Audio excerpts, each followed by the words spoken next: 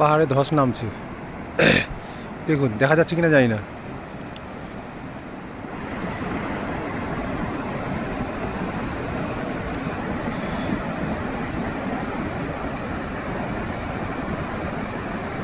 আমরা হাঁটছি ঠিক তার বাঁ পাশে আর কি, নামছি তো মধুগঙ্গা, মেবি এটা মধুগঙ্গাই হবে। সকাল থেকে শুনতে পাচ্ছি পাহাড় পড়ার আওয়াজ, মানে পাহাড় ধসার আওয়াজ, আর এখন দেখতে পেলাম।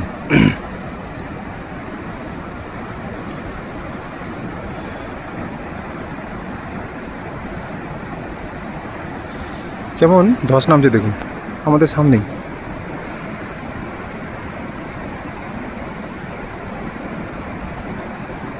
দেখুন পাহাড়গুলো পড়ছে, পাথরগুলো,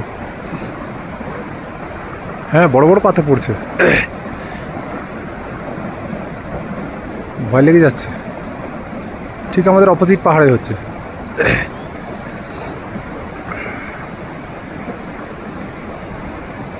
দেখুন ধোঁয়াটা বোঝা যাচ্ছে, আর কিছু কিছু বোঝা গেছিলো পাথর তখন পড়ছিল।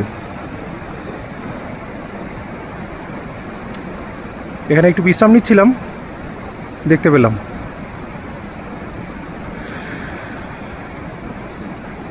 ভোলে বাবার নাম করে নিচে পৌঁছে গেলেই হয়।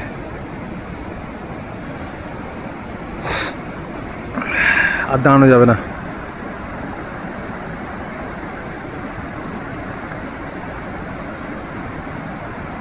এগিয়ে যাই, এখানে ওয়েট করা ভালো মনে হচ্ছে না।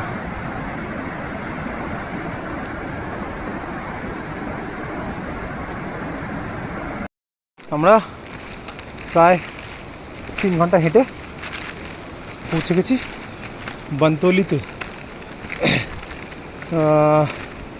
একটা কথা বলি যে এই বনতলি থেকে আপ টু মদমহেশ্বর যেখানে টেন্ট আছে তার কিছুটা আগে, 200-300 মিটার আগে পর্যন্ত পুরোটাই আপনাকে হেঁটে হেঁটে উঠতে হবে, ঘোড়া ছাড়া আর কি। যদি হেঁটে যান আর তো কিছু নেই, পুরোটাই চড়াই, ভালো মতো চড়াই আছে। এই বনতলিতে এসছি, এবার একটু ভালো সমান রোড পাওয়া যাবে। তো যারা মদমহেশ্বর যেতে ইচ্ছুক তাদেরকে বলি মেন্টালি টাফ করবেন। মদমহেশ্বর অত সোজা নয়, মানে এই একদম বনতলি পর্যন্ত 9 কিলোমিটার।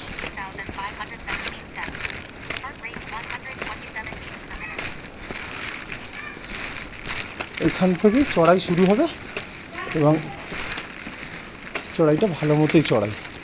সো সেইভাবে মেন্টালি প্রিপারেশান নিয়ে, শারীরিক সক্ষমতা নিয়ে তবে যাবেন, এটা আমার সাজেশন।